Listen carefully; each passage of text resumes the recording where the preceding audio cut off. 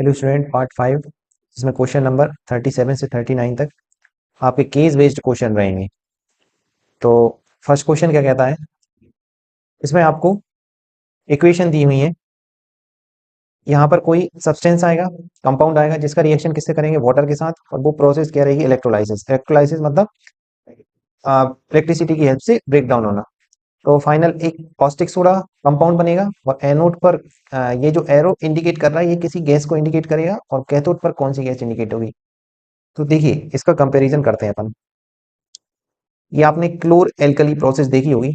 इसमें sodium chloride water के साथ जब भी रिएक्शन होता था तो क्या बनता था, कास्टिक सोडा मतलब सोडियम हाइड्रोक्साइड। और कौन सी गैस रिलीज होती थी, क्लोरीन गैस और हाइड्रोजन गैस। और एनोड पर क्लोरीन गैस देखने को मिलती थी, कैथोड पर कौन सी गैस देखने को मिलती थी, हाइड्रोजन गैस। तो यही है यहाँ पर देखिए। तो यहाँ पर क्या आ जाएगा आपका, फर्स्ट में सोडियम क्लोराइड मतलब यहाँ पर आ जाएगा आपका NaCl। और ये आपका कास्टिक सोडा मतलब NaOH आ जाएगा। और एनोड पर कौन सी गैस रिलीज हो रही है आपकी, अभी अपन ने देखी थी कौन सी हो रही है एनोड पर। एनोड कहाँ है, क्लोरीन गैस। एनोड पर कौन सी गैस हो रही है, क्लोरीन गैस। तो यहाँ पर आ जाएगा आपका Cl2। फिर कौन सी गैस, कैथोड पर हाइड्रोजन गैस रिलीज हो रही है। अब ये जो ए है, ए पॉइंट क्या था आपका, NaCl। अब NaCl मॉल्टन स्टेट में रहेगा, मतलब इसका अपन फिर से इलेक्ट्रोलाइसिस कराएंगे। कैथोड पर क्या बनेगा, और बाय बाय मतलब यहाँ पर ये वाला बाय कौन सी गैस आ जाएगी, यहाँ पर Cl2 गैस आ जाएगी, ये रिलीज हो जाएगी यहाँ पर। और यहाँ पर कौन सा कंपाउंड आ जाएगा आपका, मॉल्टन स्टेट Cl चला गया, क्या बचा Na सोडियम। तो यहाँ पर क्या आ जाएगा आपका, सोडियम आ जाएगा। ठीक है, ए पर आपका NaCl आ गया, बाय पर क्लोरीन गैस, और एम पर सोडियम मेटल आ गया। अब देखिए ये सोडियम मेटल Na, इसका रिएक्शन CH3COOH एसिडिक एसिड के साथ कराएंगे तो कौन सा कंपाउंड बनेगा।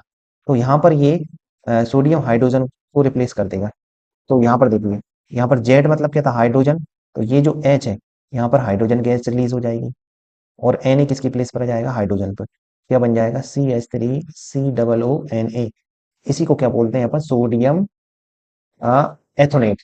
इसको बोलते हैं सोडियम एथोनेट। अब यहाँ पर जो एसिटिक एसिड है, इसका रिएक्शन किससे कराया जाए कि कंसंट्रेट H2SO4 के प्रेजेंट में क्या बनेगा। तो आपने इसके लिए एक इक्वेशन पढ़ी होगी। तो ईस्टरिफिकेशन, यहाँ पर ध्यान दीजिए। इसमें आपका क्या रहता था, एथेनोइक एसिड रहता था, और इसमें एथेनॉल के साथ रिएक्शन होता था तो ईस्टर बनता था, और साथ में वाटर रिलीज होता था। यहाँ पर देखिए CH3COOH, ये आपका एथेनोइक एसिड है। और यहाँ पर क्यू पर क्या आ जाएगा आपका, एथेनॉल आ जाएगा। एथेनॉल आ जाएगा, यहाँ पर क्या आ जाएगा, एथेनॉल। क्यू मतलब एथेनॉल, ये मैंने यहाँ पर राइट कर दिया है। और यहाँ पर ईस्टरिफिकेशन के साथ मतलब H2O बन जाएगा। ईस्टरिफिकेशन मतलब R की प्लेस पर, ये देखिए आंसर, ये आपका फॉर्मूला रहेगा यहाँ पर।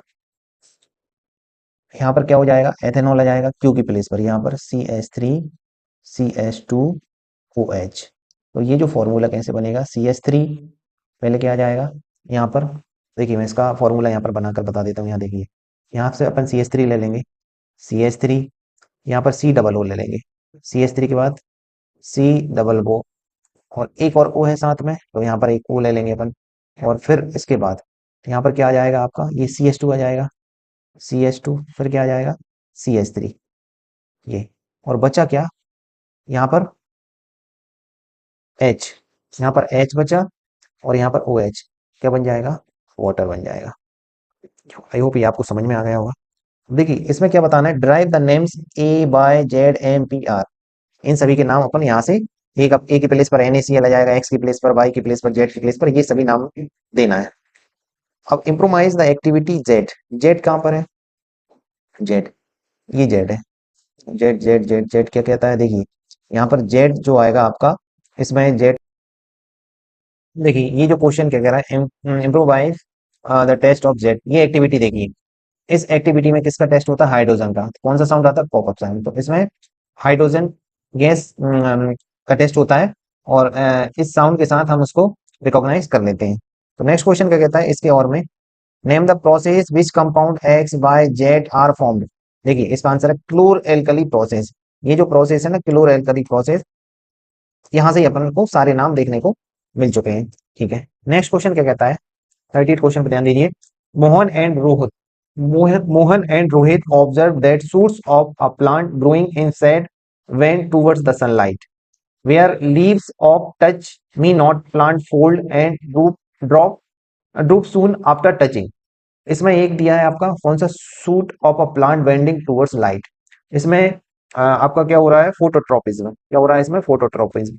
और ये टच मी नॉट प्लांट में क्या हो रहा है, थिग्मोट्रोपिज्म, थिग्मोट्रोपिज्म।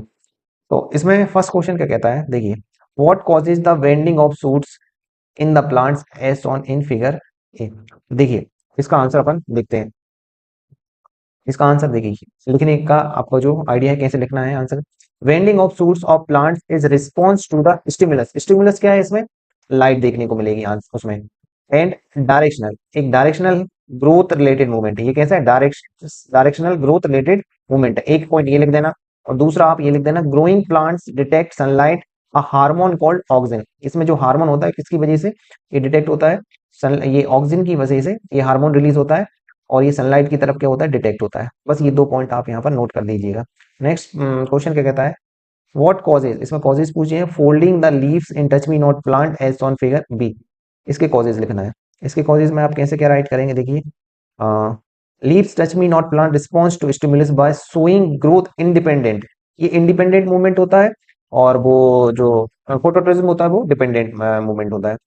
इसमें एक लाइन और आप नोट कर दीजिएगा, these plants use electrical chemical means to convey the information cell to cells. इसमें इलेक्ट्रिकल केमिकल की वजह से ये डिलीवर होते हैं, क्या होते हैं, इंफॉर्मेशन सेल टू सेल तक। बस ये दो पॉइंट काफी रहेंगे, नोट कर लीजिएगा इनको।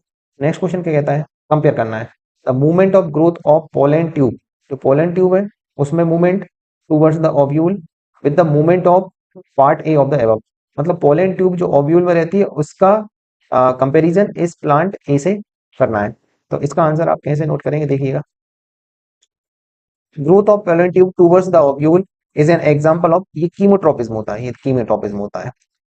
Where is bending of shoot towards sunlight is an example of phototropism. मतलब इसमें यही बताना है आपको मेनली, ये जो पोलन ट्यूब में जो आपका मूवमेंट ऑफ ग्रोथ होता है वो किसकी वजह से होता है, कौन सा ट्रोपिज्म, कीमोट्रोपिज्म।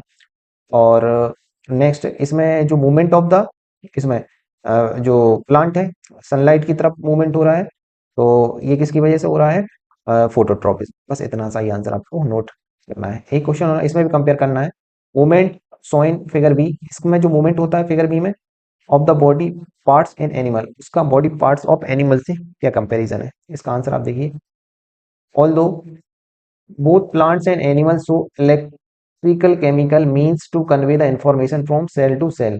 मतलब प्लांट्स और जो एनिमल रहते हैं वो इलेक्ट्रिकल केमिकल, एक जो chemical to convey the information from cell to cell, ये रिलीज करते हैं केमिकल सेल टू सेल तक वो इंफॉर्मेशन जाती है जिसके, but unlike nerve cell in animal cell there is no specialised tissue in plants. लेकिन प्लांट्स में कोई स्पेशलाइज्ड टिश्यू नहीं होता for condition conduction of information, nerve cell में होता है ये, लेकिन प्लांट्स में ऐसा कुछ नहीं होता। एक कंपैरिजन तो ये हो गया। दूसरा, in animal cell change the shape occurs, shape change हो जाता है because of the specialised proteins found in muscle cells. Plant cell में क्या होता है, चेंज बाय शेप, किसकी वजह से, अमाउंट ऑफ वाटर। बस ये दो पॉइंट याद रख लेना आप। इस दो पॉइंट में आप क्या क्या याद रखोगे, प्लांट और एनिमल सेल शो करते हैं क्या, electrical chemical conformation from cell to cell, unlike nerve cell. अब नर्व सेल ऐसी है, in animal cell there is no specialised tissue in plant cell for conduction of information. एक ये answer right कर दीजिएगा, और एक ये वाला आंसर राइट कर दीजिएगा, तो आपको इसमें मार्क्स मिल जाएंगे। और लास्ट क्वेश्चन क्या कहता है, एक आपको इमेज दी गई है रिफ्लेक्टिंग टेलीस्कोप की, इतना पढ़ने की जरूरत नहीं है आपको। पहला क्वेश्चन क्या कहता है, क्या ऑब्जर्वेशन होता है इस इमेज को देखकर, what kind of image of star is seen by the observer of IP. तो मतलब यहाँ पर किस तरह की इमेज देखने को मिल रही है। तो सबसे पहले आप देखिए, ये जो मिरर है, ये मिरर कौन सा है आपका, कॉनकेव मिरर है, और यहाँ पे कन्वर्ज हो जाएंगी लाइट, क्या हो जाएंगी, कन्वर्ज। तो मिरर की इस तरफ जो भी इमेज बनती है वो कैसी बनती है, रियल इमेज। कैसी बनेगी, रियल इमेज। नेक्स्ट पॉइंट क्या कहता है, what kind of mirror is used in this reflecting telescope. तो कौन सा मिरर यूज हो रहा है, अभी अपन ने देखा था कॉनकेव मिरर। सी पॉइंट क्या कहता है, explain the reason what kind of optical device और type of lens of mirror that use in eyepiece. A converging mirror, इसमें देखिए ये कौन के मिरर है ना, इसी के बारे में बताया। A converging lens is use to eyepiece to collect the rays from the plane mirror with help viewer to see a real direct image of the star. इसमें आपको ये जो प्लेन मिरर है ना इसके बारे में पूछा है। इसमें इसकी हेल्प से ये क्या हो जाएगी, इसकी हेल्प से, सॉरी, इसकी हेल्प से व्यूअर को कैसी रियल रियल और इरेक्ट इमेज देखने को मिलेगी। और लास्ट क्वेश्चन इसकी और में क्या कहता है, what is the role of plane mirror in telescope.